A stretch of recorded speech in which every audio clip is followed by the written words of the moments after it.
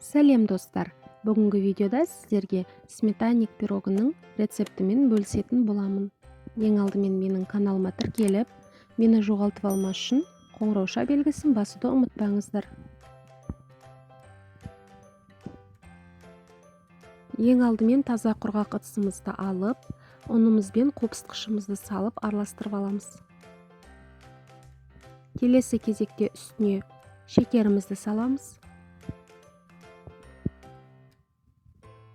Одан соң бөлме температурасында еріп тұрған сары майымызбен бір жұмыртқаның сарысын салып қамыр илейміз. Қамырымыздың басы біріккен соң салафанға салып 30 минутқа холодильникке қойып қоямыз.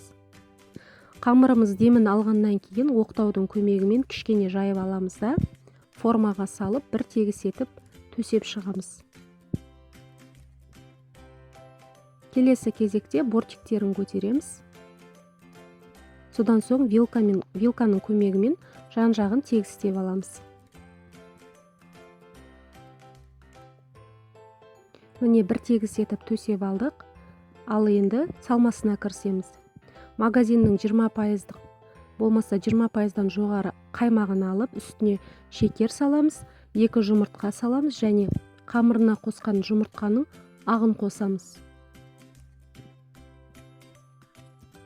Әдемілеп араластырып аламыз. Міне осындай сұйық консистенцияда біздің салмамыз дайын болды.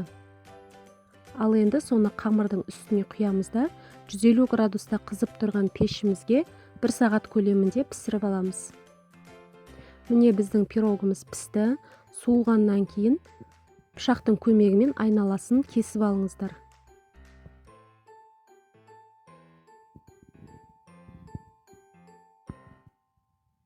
Пирогымыз толық суды, ал енді кесе берсек болады. Не өздеріңіз көріп тұрғандай, пирог өте оңай кесіліп жатыр, себебі пирогымыз өте жұмсақ әрі өте нәзік.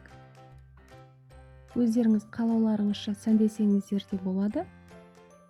Не қаймағы әдемі болып қатқан.